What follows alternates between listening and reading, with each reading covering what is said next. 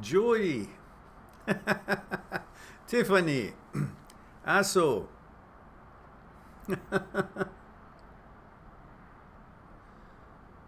Alessandro, no, Alexandra, Emmanuel, long time no see, Emmanuel. Hello, Marielos. Friday night, quite nice, cool weather here. Of course, Friday noon here, just a little afternoon. I hope you're enjoying yourself wherever you are. There is Tiffany kindly observing the protocol. 43 female, Ohio. That's so wonderful. Tea looks nice. Yes, Marielos. It's my favorite these days, as I mentioned the other day. It's the hibiscus, rose hips, raspberry, pomegranate, and I guess a few other things which I don't remember.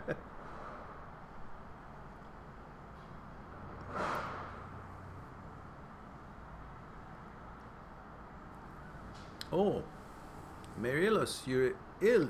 What's going on? Getting labs done? Meaning what? Blood test?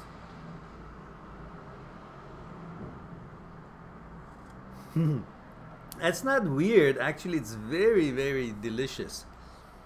Doesn't need any sugar. It's not strong. It's not sour. It's just wonderful. I like it. I've been looking forward for something ready-made and make it hot rather than making my own concoction of cranberry juice and the beet powder from Germany, the crystals, and then hot water. Just ready to go. This one.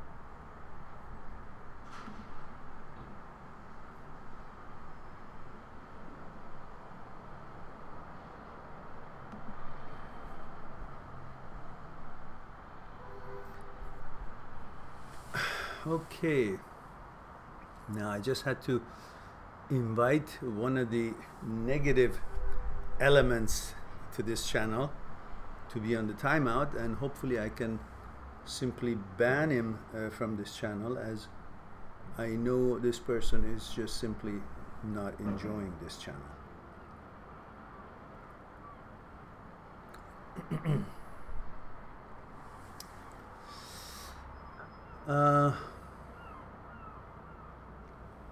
Aso says, Mehran, do you watch La Casa de Papel? I don't know what that is actually.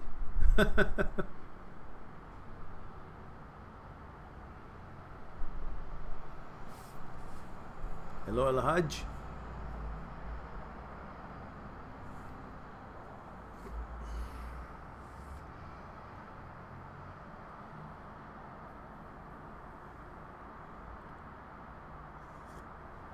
What is interesting to me is how different consciousnesses have conditioned people to behave in a certain way and not even knowing why they're behaving that way. Their ego has taken over. Their reasonability is shot.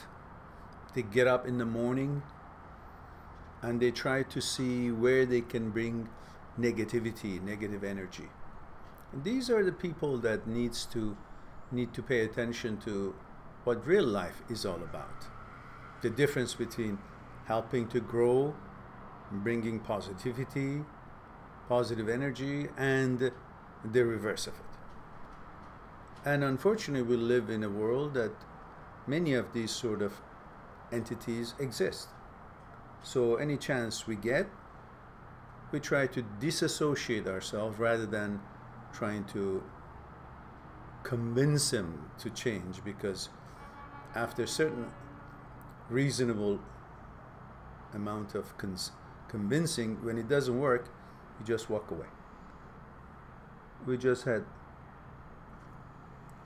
one of these people show its negativity and disassociation with the positive world, an intention to just bring, you know, nothing but distraction. And I'm just amazed how these sort of people just get up in the morning and just with no reason try to insult or try to bring about negativity to other people. And I'm sure it's not limited to my channel. It's something that they should deal with, and hopefully they will learn. Now, let's see.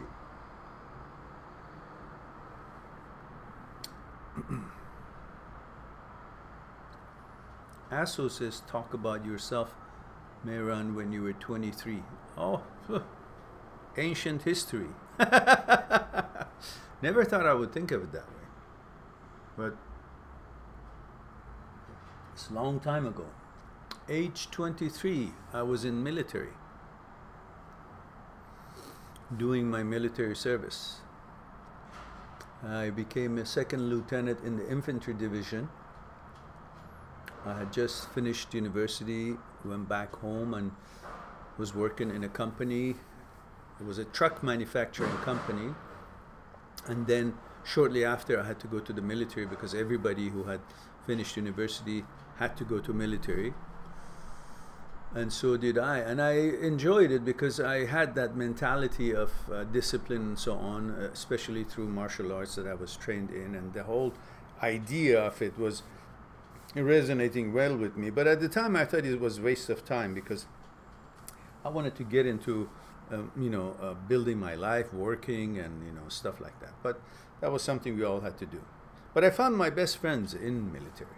So a little bit short history of that. Alexandra says, Mehran, do you believe that a relationship can work between two persons if one of them left the other twice? Let's assume that they acknowledged their mistakes. Alexander says, do you believe that the person which was left can get over the fear of being left again? Instead of focusing on the fear of being left again, you must focus on what it is on the table. It's like you were at a table in the middle of your food. They came and took the food away. They said, oh, it's time to closing. Now, every time that you go to a restaurant, you're worried about that. Well, you should forget about that because it's a different restaurant, different time, different establishment, and you've made sure that this is not the closing time. But at the same time, there's always going to be some crazy person who wants to come and take your food away. But that's kind of, unlikely. And people do change and learn, and if they have done it 2 times, they know that they've done it 2 times, so they would not come around for the 3rd time unless they have made some analysis and some changes in their understanding, modifications, their behavior or their expectations or their view of the relationship, the worthiness of it, and so they're trying again. I give it a chance, but nothing happens if for the 3rd time it doesn't work. So what? 3rd time is a charm, and you can be sure then that from then on you wouldn't be able to, you wouldn't go along with it.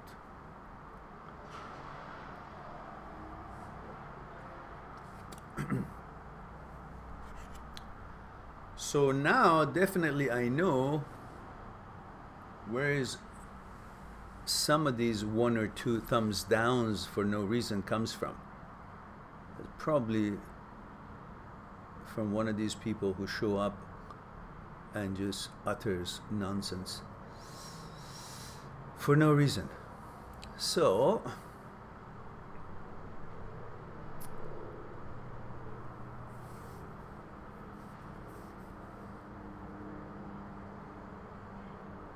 Aso says, Mehran, why would an ex send you messages after a period of stress and heartache breakup? I don't know. What do you mean? What kind of message? Good message, bad message, sorry message, you know, not sorry message.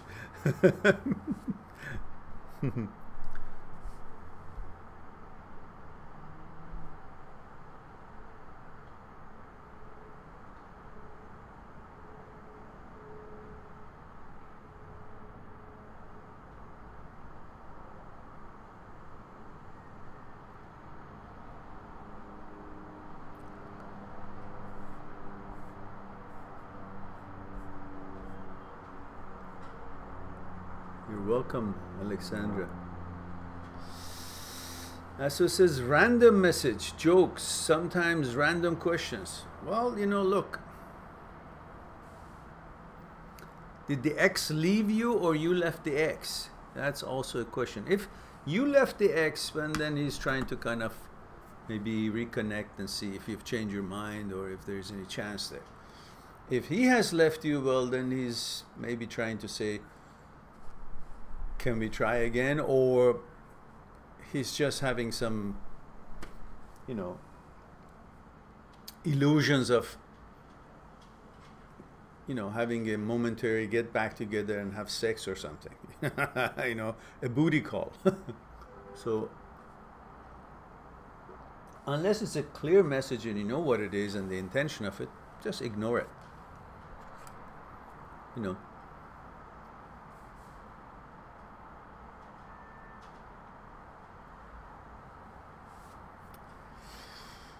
El Haj says, I'm 23 from Minnesota. I have been talking to a girl from New York. We have been talking about our future. She wants me to come there. The problem is sometimes she go 2 days without calling me. It makes me doubt if she really likes me. Why do you need to hear from her every day? You just need assurance, right? And why she doesn't respond every day is because she's probably trying to set herself not needy and play the game to make you more interested by not, being too available. If she really is talking about these sort of things, and even if she doesn't answer for 2 days, but later on when you guys talk, it's all warm and nice and so on, and talk about future and all that, well, that means she's trying to make sure that she doesn't seem too available so you wouldn't lose interest. And believe me, when you do have them available all the time, have her available all the time, you may actually lose interest because not too many people are really confident about themselves. So if you see she's so available to you, you may start thinking, oh, maybe she's not that hot, because you don't think much of yourself maybe, and then you wonder why is she paying so much attention to you and available all the time. So maybe there's something wrong with her. Maybe she's not a good catch. So she's trying to avoid all that. I don't know if she's really calculating that or not, or she's just on instinct doing that.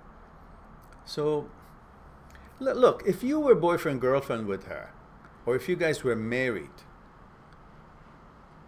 would you want her to, would it make a difference if she didn't respond to you for 2 days and she was somewhere busy with work or whatever? You wouldn't, because you have that assurance that she's your girlfriend or she's your wife. Now that you don't, you're kind of, a little bit too excited about it. So you're too sensitive about it. You want assurances, making sure this deal hasn't broken up. So just chill. It's all right. Time will show.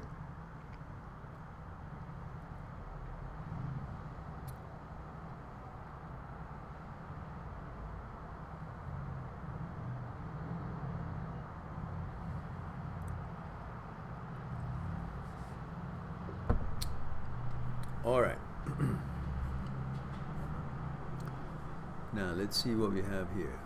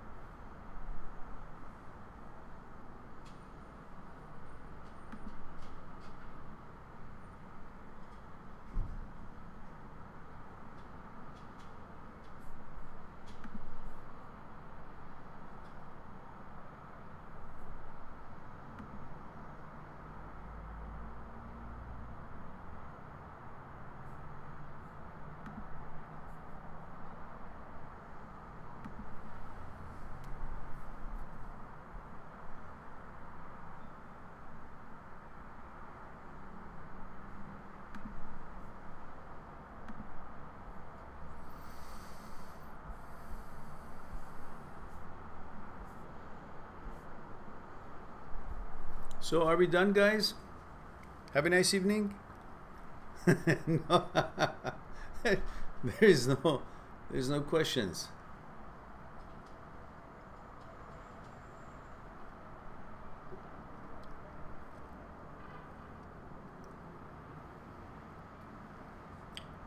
Don't forget to like the stream, the ones who do like it, and the ones who don't, just don't. Go away.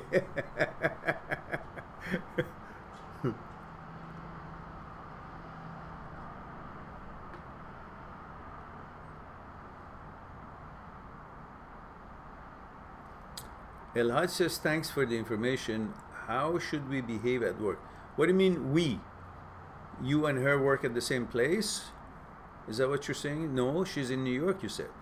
So what do you mean how we should behave at work?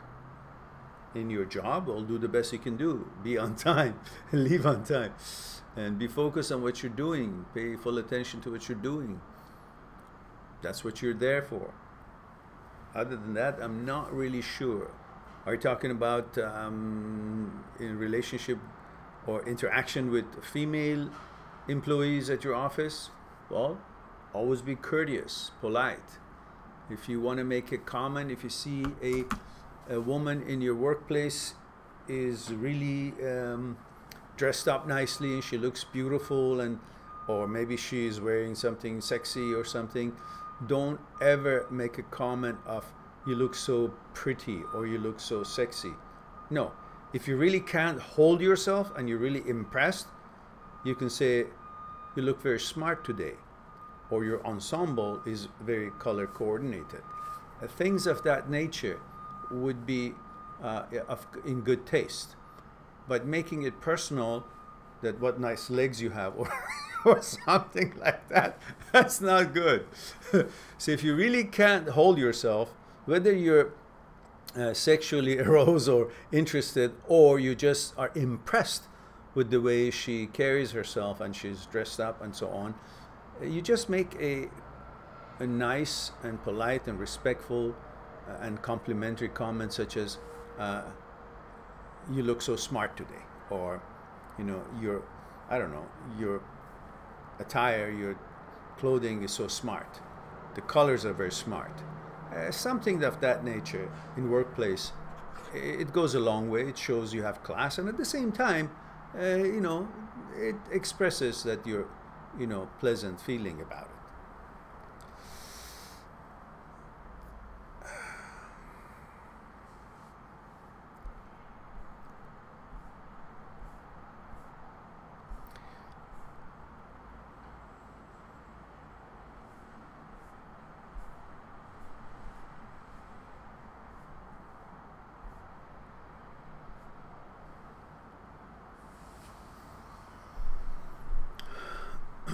Looks like that the bunch that have been always joining the live talk, you guys, and maybe another 10 or 15, they have answered all their questions. So now we should be looking for, you guys graduate. Now we should be looking for a new group to populate the live talk. Isn't it interesting that we never go over 22 or 25? That's it. I thought the longer we do this, the more popular we get. But I wonder, why is it that others don't hear from it? Probably none of them have clicked on the bell thingy. Maybe I should, I don't know if they know it or not. They probably know it. So I'm running out of ideas how to how to promote the channel.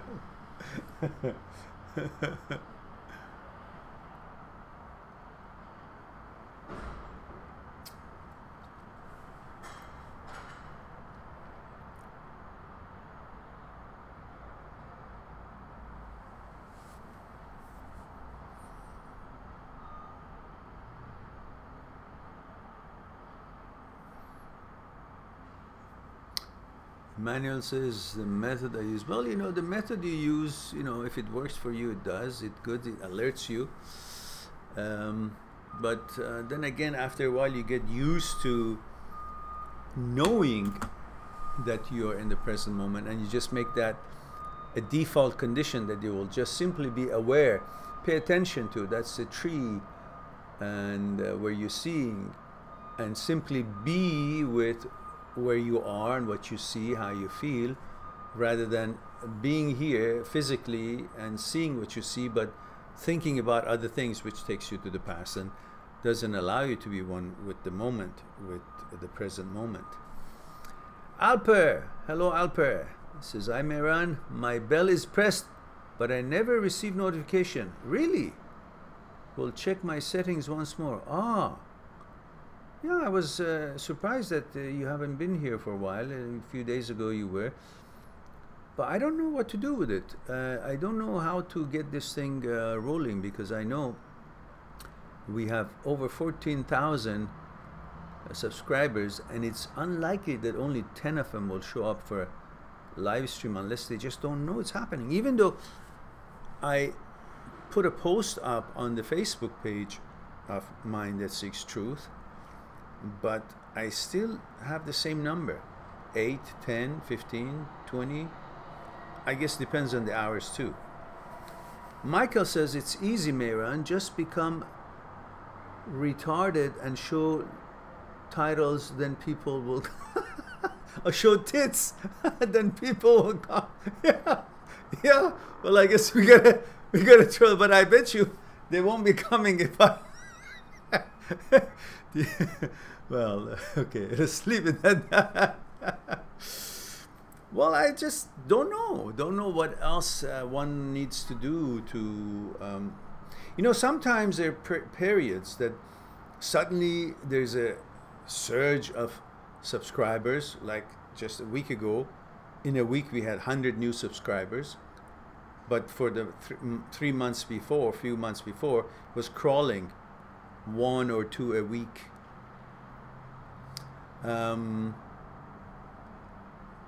Sometimes suddenly so many viewers and viewership goes up, and other times just, I don't know, for no reason things just don't go the way it would. Let me just take a look at the analytics right now.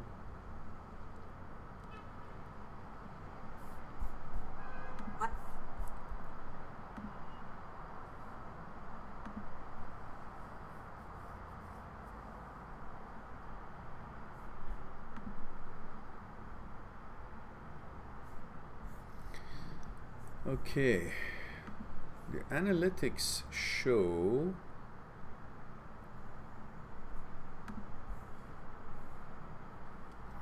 moment of truth.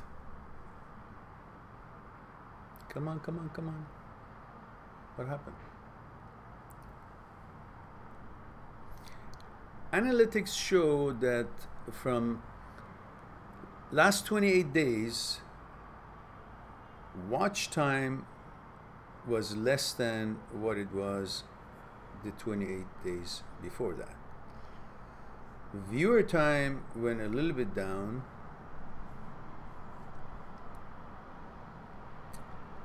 Views 36,000.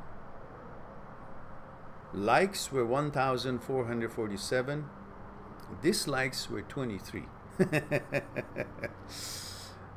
Comments were 2,344. 300 people shared the videos, and videos in playlists is 905. And we had subscribers, 198 new subscribers in the last 28 days, which shows it's gone up. That's pretty good. That's what we're looking for. So, looks like we're doing something right. Subscribers went up. And if we compare that with the April 6th and March 3rd, so we compare that to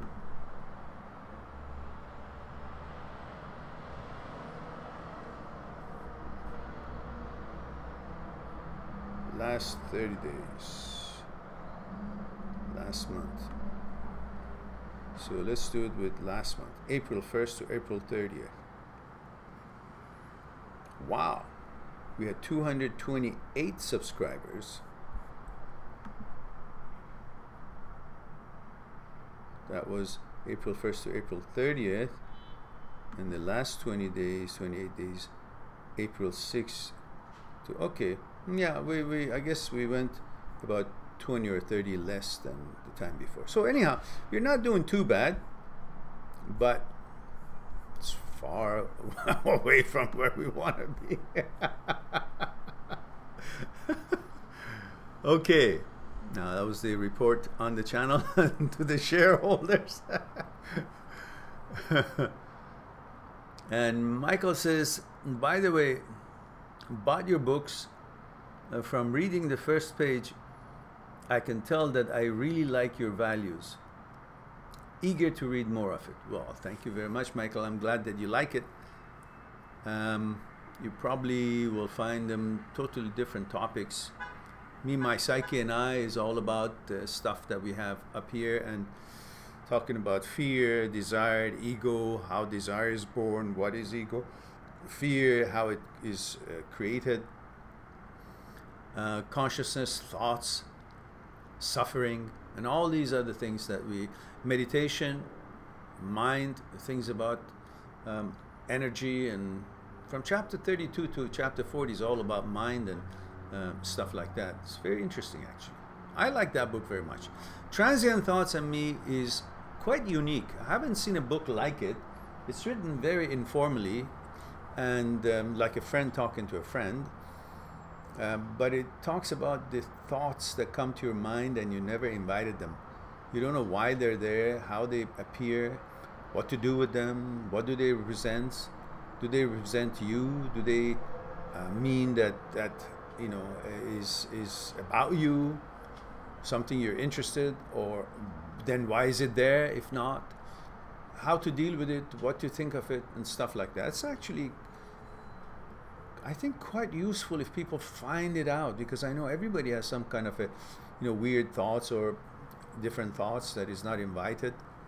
So, and the Breakup Pain Handbook is quite elaborate, about 600 pages, about things that is covered on the videos, but it's in your hand. You can flip over and see what was said, the topics. But that's only up to, I think, end of 2015. So maybe in the future I'll select some of the videos and topics of discussion points, maybe a few years later from now, if this thing, when this thing really gets going, maybe we'll have another book that way. But otherwise, the books are, you know, I'm pleased with them.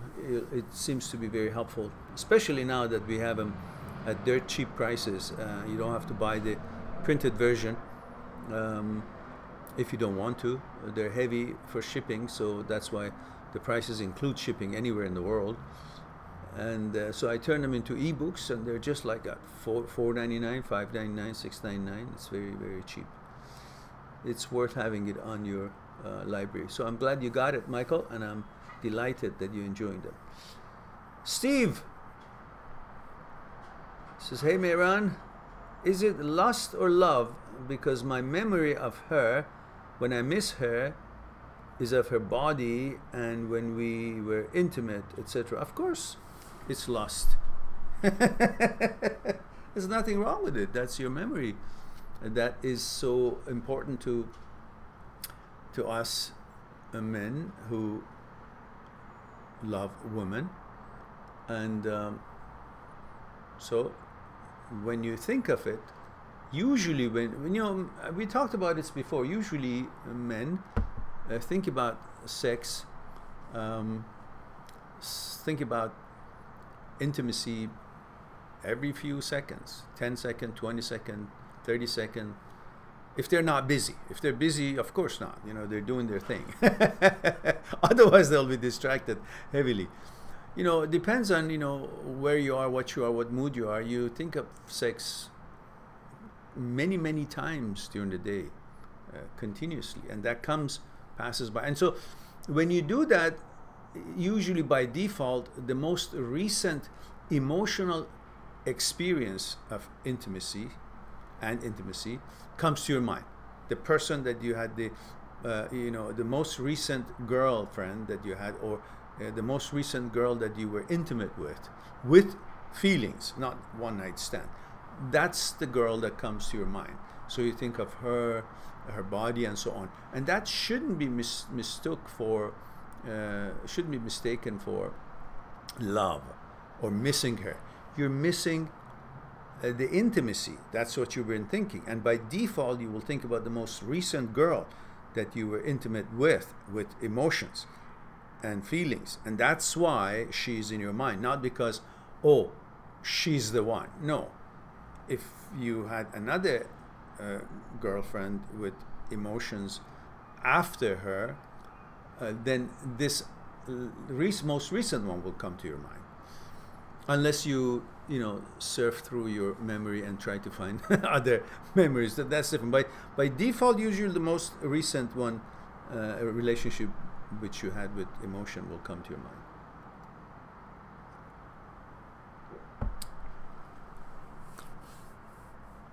So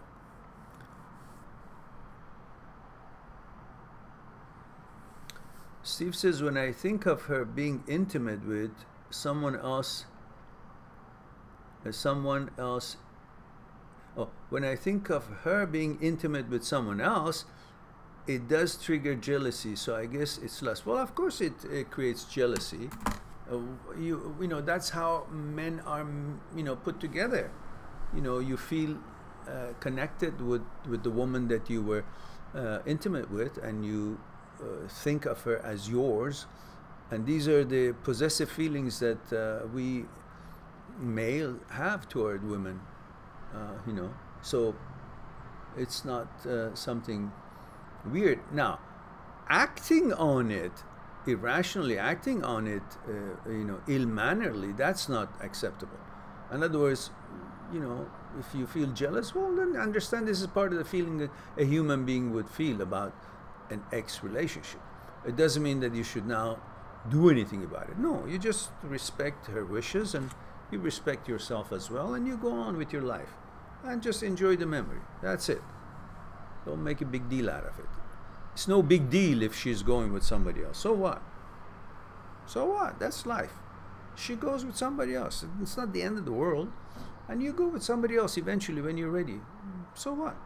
Don't make it like, oh, the whole world has now collapsed because she's now making love to somebody. Oh, what? Don't think of her as a possession. It was a relationship. It wasn't like, you were owning something. And just understand that was a relationship, and now it didn't work, and so it's healthy that you're not together, and then you will go on, and she's going on, and part of going on would be eventually you will be making love to another girl, and she would make love to another guy. So that's part of this whole break up and moving on thingy. And that's okay. That's normal.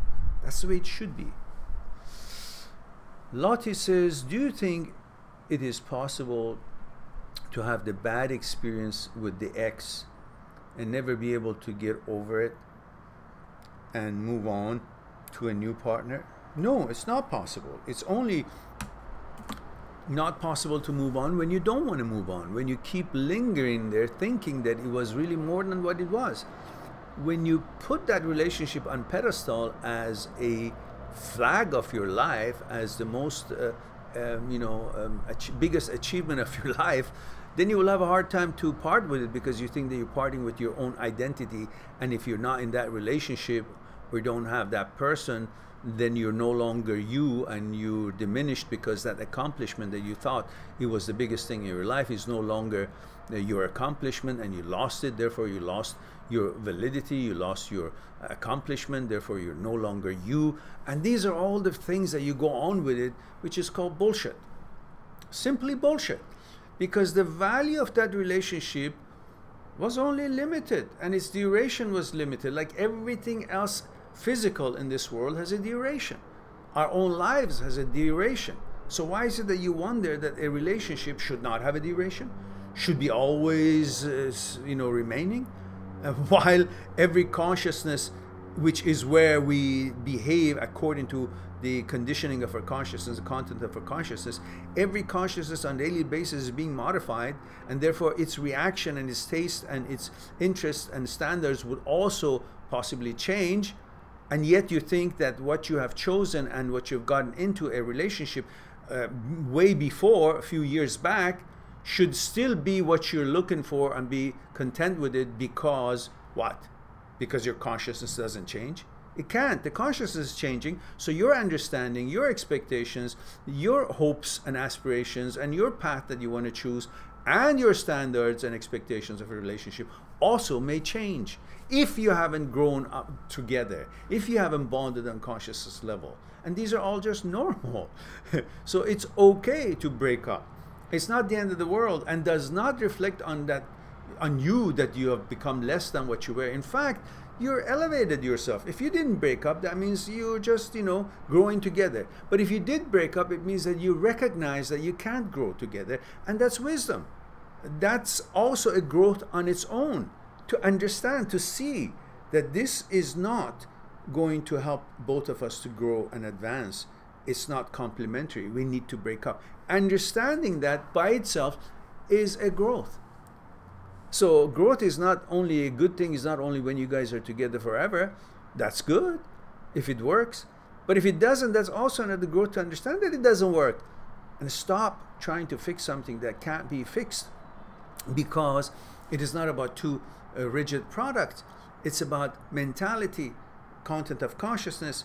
These things are dynamics, changing, reacting differently on the same thing as they grow, as they change. The same thing that affected them yesterday could affect them now differently, because the field of the known, the canvas of the of your consciousness, is been weaved differently now. It's been changed in parts of it, in its characteristics, so it bounces back things differently than it did 2 weeks ago, or a month ago, or 2 years ago. So it's okay for things to change, and some of those changes takes place in a relationship, and that's good to know and move on, and then seek some other possibilities and experiences.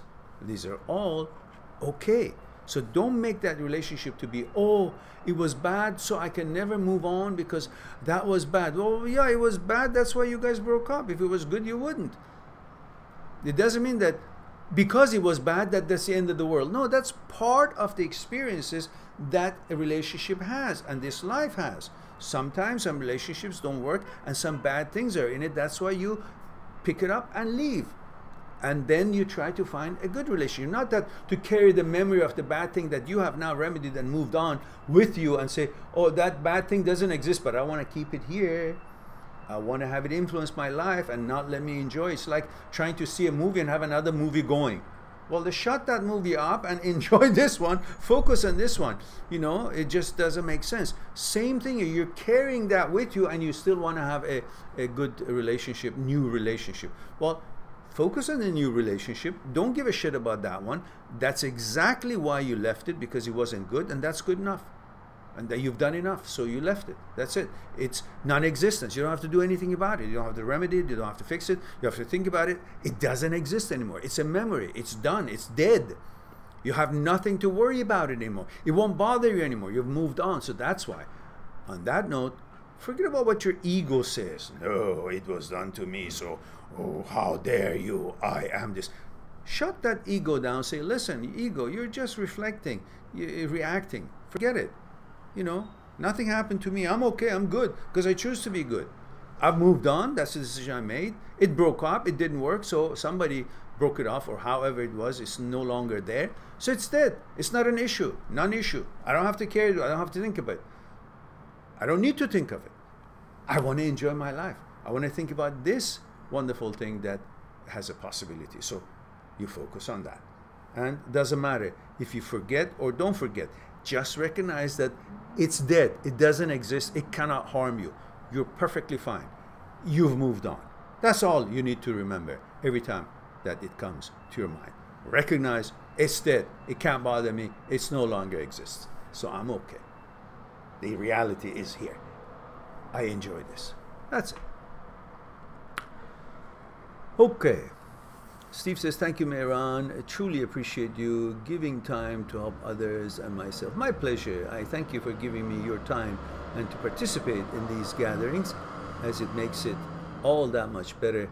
But don't forget to share the videos you like on your social media, and like and watch the videos and talk about it and get this channel noticed even more. Olga. Hello, dear Mehran. Hello, dear Olga.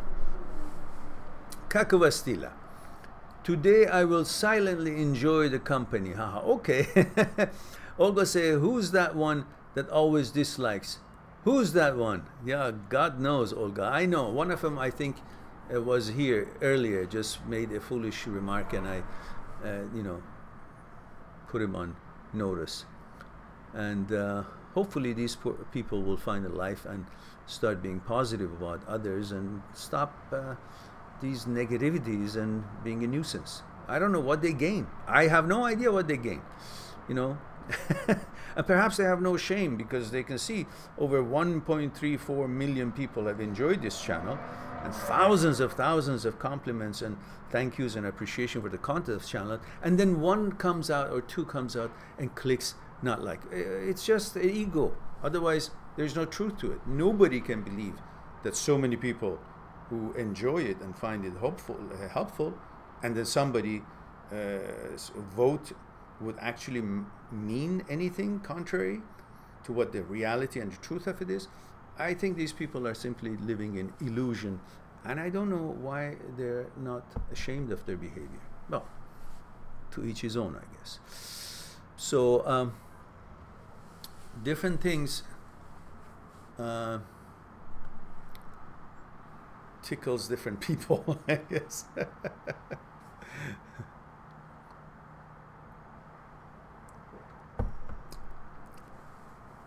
So now at least it is apparent to me, definitely. It was apparent to me, but now it's even more who that person is. Once in a while they show up and they make a foolish comment and then disappear. It's like, it's like many other things in this life, you know. There's all kinds of unpleasant things too. So we just focus on our things and we keep going. Okay, now, we don't let it ruin our flow here.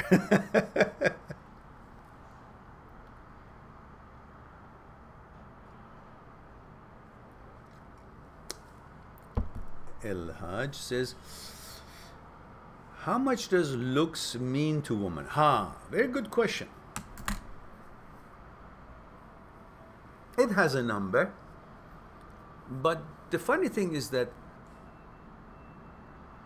a good looks really is different to different women. Not every woman is looking for the same good look. Some people may consider you handsome, some some girls may consider you not handsome. But doesn't mean that the girls who consider you not handsome would have an effect on the girls who consider you handsome. Because you're still handsome to the girls that are interested in you, and you should be interested in them because they consider you handsome. So everybody really, every man is handsome to some woman, and every woman is good looking and pretty to some men, because tastes and standards and expectations are different, like the consciousness itself. Now, most what girls really focus on is the quality of a man, because they're not looking for a pretty boy, because no matter how good looking the boy is, the man is, it will not satisfy the woman if he doesn't conduct himself, he doesn't interact with her properly with positive energy, if he doesn't provide the stuff that they arrange between the two to provide, like things that a man might find himself and traditionally finds himself responsible to provide for his woman, for his family when they get married.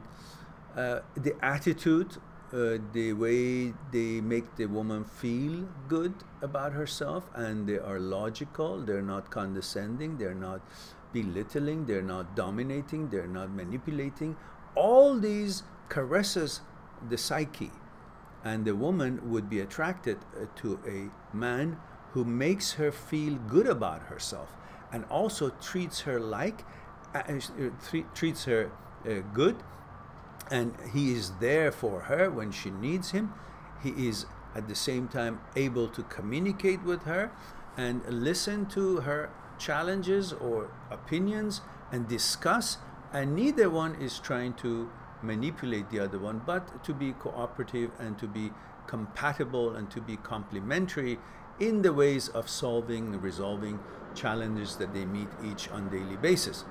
Because there is a limit to, the guy is handsome and the girl likes the guy for being handsome, but he's a loser, he doesn't care, he's selfish, he's impolite, he's not punctual, he doesn't pay attention, and he's into himself, and he's really not producing anything, or doesn't try to make life to be that much better. So he's just goofing off, and he's thinking just because he's handsome he can get maybe some sex here and there, and that's it. But that's not what the girls are expecting. They're expecting for a solid ground. They're expecting for reliability, someone who's responsible, somebody that they can count on. So these are some of the characteristics that women are looking for. So the look becomes really something okay, but it's not going to be detrimental to the girl staying with the guy or not. Because if the guy doesn't back up the good looks with the stuff that is necessary for a relationship to work, the girls are not stupid, they're very smart. They say, well, that's not a man, that's just a good-looking mannequin. But I don't need a mannequin, I need a man. And to be a man, you need to have character. To be a man is different than being a male. To be male is not the same as being a man. Anybody can be a male. That has to do with your, genitalia. A donkey is a male, but it's not a man. Because for being a man, you need character. Characters, qualities, manners, ways that you can communicate to your woman, and you will have the role of being the man of her life or that relationship. So you must focus on character, honesty, credibility, reliability, responsibility, caring, compassion, and passion, and everything else that brings about a good communication and good bonding on consciousness level between the two. Paying attention to the relationship is what keeps the relationship together. Paying attention to your woman as far as communication and everything. And I'm not saying that you should only do that. The woman to do the same exact things that I just talked about. Other than the fact that she's a woman, feminine, and she needs to understand her role in the life of her man and what it is that he expects from her. So mutually they try to exercise best characteristics of themselves and to bring that positivity and that cooperation and compatibility and build something together on solid grounds. These are what keeps the relationship together, not just a good look. You can get the prettiest girl or the handsome man, and that girl will get tired of the handsome man if the handsome man does not have the characteristics that you know, it would suit her. And the same thing, a pretty girl, second to none, but if the character and compatibility and bonding on consciousness level and harmony and mentality is not there, that sex even will not really look that delicious anymore. You will just break up. As you can see, many pretty girls and handsome men, as couples or as married couples, they get divorced and they get separated. Why? Not because they lost their beauty or handsomeness. They just couldn't communicate, and their manners and morals and mentality and what makes them to be who they are, which is the content of their consciousness, was not compatible or was not meeting each other's standards. And that's why it doesn't work. So it is all about who you are, and who you are is your center.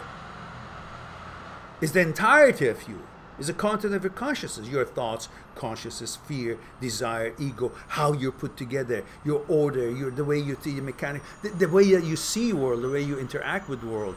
That's who you are, not the vessel that carries who you are, which is in it.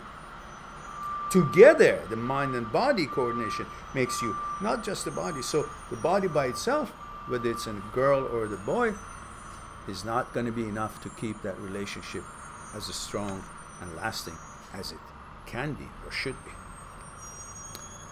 All right. EJ. Hello. EJ. I think EJ is from Korea. Am I correct? Hannah. What a nice name. Hannah says, how can someone focus on important situations career-wise shortly after a breakup and stop thinking about their ex-partner and don't be distracted by their actions? Well, listen, even when you come out of a pool or ocean, it's going to take a bit of a time for you to dry up. You may use a towel and dry yourself, but you still will be a little bit damp. So depending on how sunny the weather is or not, it will take a bit of a time for you to get all these water drops and everything, the dampness or wetness out of you. So the same thing is when you come out of a relationship. You've been affected, you've been bombarded with all kinds of things, energies and thoughts and interactions and all the memories, and it takes a bit of a time, and they're all just moving around. So on random they come to your mind. They're not settled to be in their filing cabinets and not bother you when you're working or doing something. They're all around. It's like a bucket with mud and water, and stir it up. It's all everywhere. It takes a while for it to settle down. And once it's settled down, you know where the mud is, where the water is. And it won't interfere with the water anymore. It's going to be deep down there and not doing anything. And then eventually you'll change the water into a new vessel, and the mud will not show at all in the new vessel. Same thing with the memory. It takes a bit of a time for it to settle. It won't be moving around, so it will come to your mind less and less the more you get busy with your regular life and daily life, and there'll be less of it coming up to the surface of your top of your head, and then you recognize the memory or remember of it. And after a while you will have moved on, and no longer there is enough mud there to be moving around. They're so deep there in the deep oceans of your memories that neither you have any interest for them to come up, nor they can travel all the way up and come to the surface of your mind, because you have many other things that you're focused on and you're enjoying, and your attention is on them. At the same time, even if they show up, let's say there's a tsunami and something triggers it and they come up, you won't even pay attention to say, okay, yeah, okay, get lost. That's it. and you still be focused with your family. So by time and you understanding and focusing on the fact that this was a normal situation, that breakup happened, the life hasn't come to an end, there's so many things life has to offer you, and focusing on the videos that I have on this channel, it will open up your psyche and make you understand why you feel the way you do, act and react the way you do, and what are the causes for that. And if you go through all those videos, you become aware and knowledgeable, and that knowledge helps you to understand that nothing big has happened and everything is okay. And the fact that you remember all these things, it's okay, because you're a human being and you're smart and you remember things. That's it. Otherwise, it doesn't mean just because you remember it means anything. It's just gonna subside eventually. But you focus on your life. Be with the now. Do not entertain things that don't exist and they're not alive. They're dead. The memory is dead. It doesn't exist. It's just no longer gonna harm you or affect you or do anything. It's just something that was bounced against the standards and expectations of you in your consciousness, how you were made, and it bothered you. And you were disappointed because of the recognition, all the energy you put into it. Well, it's all gone and finished. You can now focus on building another ship and make it seaworthy and go on to find other islands, other places for picnic and enjoyment. Okay, if you think that way, then you will be fine. Nothing bad has happened to you. It's just part of life. Another experience of the many experiences that we are supposed to go through and learn from it and make a better version of ourselves and choose better and know how to do it next time better. All right. Let's see.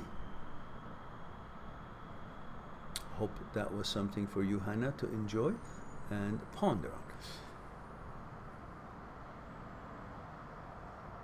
Robert says, hello and good day, Mehran. Hello, Robert. Good to see you. El Haj says, great answer. Thank you. EJ says, yes, EJ is a European living in Korea. Ah, okay, okay, EJ. Good to see you here again. Robert says, US 33 male, thank you for the protocol observation. I wonder about denial. Try to warn the family about malevolent people in their lives. I've studied psychology, but they attack me instead of issues. Why people would protect harmful denial? I kind of know what you're trying to say, Robert, but I need a little bit more info. They attack you. Who are they, and what is the attack? Try to warn family about malevolent people in their lives. I've studied psychology. Okay, but the family attacks you, I guess, instead of attacking the issue. I think that's what you're saying. Why people would protect harmful denial? Well, it's sometimes, if I understand your question right, it's sometimes easier for people to say it didn't happen than agree that it happened. Now they have to do something about it. Doing something about it could sometimes mean to uproot something. If there's deep enough and there are worms and shit in there, in that roots of that tree, they got to really uproot it to get, you know, take the trees, plant it somewhere else to save it. But if they just say, no, no, it's okay, it's just a little bit of a bad weather, or like, you know, some bad things on the tree, the rain will come and wash it away. They create that because it's easier, and they become, you know, it's easier for them to handle it. They don't have to uproot anything. And to them, uprooting is like changing their order. And they're not used to changing the order. They're used to the way things are, and they're okay with it. And they don't want to go through changing the mechanism of things, because that becomes a little bit more difficult for them to handle. Needs organization, needs convincing of others who may be involved, and needs face-to-face confronting the people who actually are causing the difficulty, or the issue that is causing difficulty. They just don't want to do that. They want it to be okay by itself. And some people are simply lazy. Some people simply can't see that that cloud that far away eventually gonna get here. I better do something now. If I have a picnic, I better pack up and go before wait for an hour, and then the storm is here and it's too late. They just prefer to deny it. Okay, it's not gonna go here. It's gonna go the other way. I can see it. It's far enough. They just don't act until the last moment, and the last moment they have to act in a really violent way or irrational way, and that's something that they have to learn on their own. You can't make people do something that based on your knowledge and your ability to see things, because people only believe in themselves unless they really are open to other experts to help them in some things that they may not know enough about. So best is just let them learn the lesson. What can you do? Leave it alone. You have no duty to really correct and help everybody. If you say something and they are receptive to it, okay, good. If they're not, walk away. Lottie says, at different times in life, ideas seems to come in and out of fashion. I think that a man and woman should not have to always agree, but some people always want agreement with them. Why? Of course they cannot agree. Whether they're a man and a woman, or two friends of whatever, they're two girls who are friends, or two boys who are schoolmates, or in workplace, or they're just buddies. Whatever it is, consciousnesses are different. No two people's consciousness is the same. Never, ever, anywhere. Even if they were born and raised in the same family, same city. So it is unlikely to expect that a female and a male in a relationship, they would always be in agreement. Man is built differently, has different understanding and perceptions, and his consciousness material is woven from different canvas, and different things he's been exposed and seen due to his being a male and the things he has done. So therefore it's been a little different than the things that the woman usually would like to do. We can't say that they're all the same.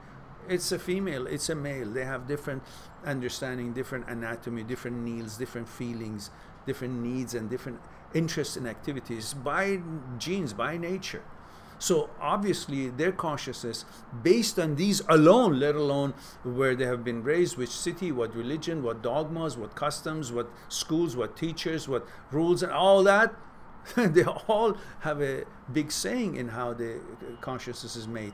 And plus the fact that they are a man and a woman, and they can't agree always in everything, because it's just impossible for two people agree and see everything from the same angle and only pick up the same exact details of that situation or whatever it is, and the perception would be the same, or the experiences would be the same. And often what we see and experience or want to have an opinion on it is being sabotaged by our memory of the same thing at some other time, and that memory is going to influence what we are trying to say or see or understand right now of this present situation, and therefore we're perceiving it rather than seeing it, which is exactly why so many people have different understanding, plus many other reasons that we just discussed. So it is unlikely and unreasonable to expect that men and women in a relationship or as friends have to agree all the time. It's just, and if they do, then it's always going to be like, what? Who has to agree with who then? It's not based on facts and understanding. It's based on respect or appreciation, or a master or slave situation, or who's the boss, who's not. It's like a game. And then who's going to be that? The girl always agrees with the guy, or the guy always agrees with the girl, because different reasons each have. Maybe the girl says, I don't know, depending on what their situation and setup in the family is. Okay, if you don't listen to me, I don't know, she won't sleep with him, or she will not be kind to him, or she will not give him money if she's a bigger money maker. Or he would say, if you don't listen to me, I won't give you money, or I won't buy you this, or I won't take you this, or this and that. So for all kinds of things, and they start now, this is no longer a relationship. It's only a race on whose ego is bigger and who's going to think that he has won anything in this life by having this partner listen to him or her, and suddenly that spouse or that partner feels good about herself or himself? Is that how the final goal of feeling good about yourself is going to be? To get somebody to agree with you? Delusional about that now you have a feeling of grandeur because she agreed with me? No, these are all nonsense and bullshit. Expecting of the agreement being there all the time is just stupid anyhow, because it's just not realistic. So yeah, of course, Lottie, it shouldn't be, and it's not. That's normal. That's a balanced way to think.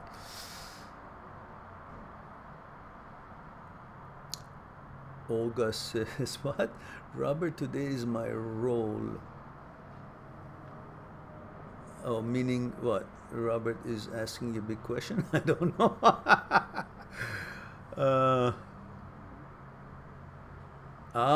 Robert says, my family calls me names and become rude. Yeah, then don't stop trying to prove yourself to them. Just live your life, do your things.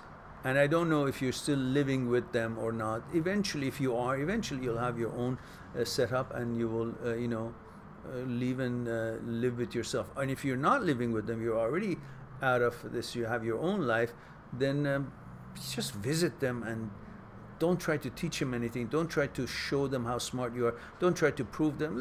Just enjoy that outing and try not to get in a conversation. We all learn from the situation or the forum that we are in. If the people there are not receptive to your opinions, well, look, you just pack up and go, or just don't talk about something that you think they need to know. Just let them find out by themselves. And if they're reciprocating, well, stand there and discuss it. Otherwise, they're being rude, then just show up less. When you show up less and less, if you're not living with them, and they will figure it out why you're not coming around. And every time, if you're not living with them, I don't know what your situation is. If you're not living with them, you have a different house, different job, different things, and you're on your own, you don't need them financially or anything. You don't have to comply with their rules and take all the bullshit or the rudeness. Well, when you go visit them, as soon as they start being unreasonable, rude, and just say, oh, okay, I'm sorry, I need to attend to something. Have a wonderful evening. See you later, guys, and then leave. And next time when you visit, again, when they got rude, just as they get rude, then again, apologize and excuse yourself and leave. Pretty soon they understand that there's a connection between you leaving and them being rude, and they will modify it. So non-verbally, without any difficulty, you're actually training them to understand that you expect the way to be treated the way you treat them, with respect, with kindness, and not being rude.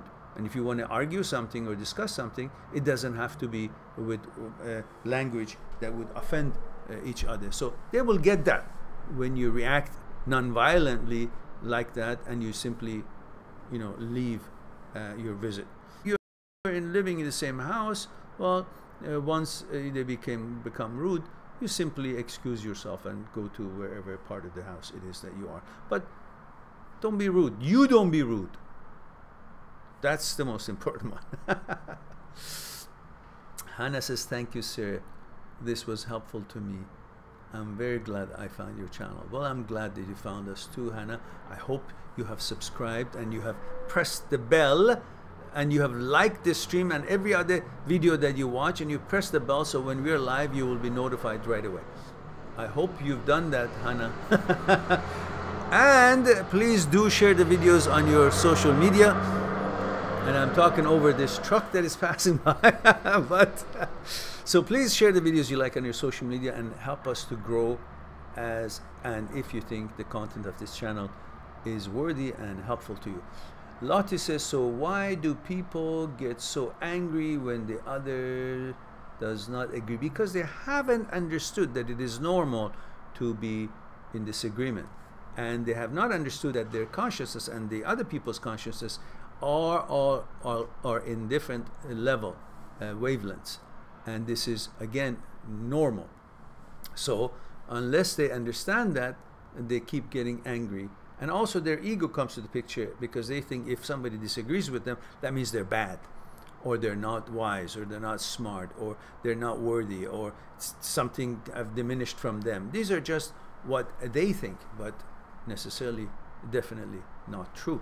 So, and now that you know these reasons, when you know these reasons, you don't care if they get angry or not. You just simply say to them, you know, listen, this is my opinion, and it doesn't mean that you should agree with it, and it shouldn't make you upset because it's not a personal reflection of who you are. It just means I have a different set of more understanding and logic to deal and dissect these issues and understand these issues. Olga says, yes, I meant a tough question. Yes, yes, yes.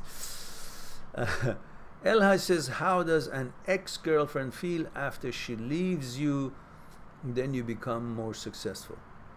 Well, you should ask this from your ex-girlfriend. Because last I looked, I couldn't know how an ex-girlfriend feels about such a thing.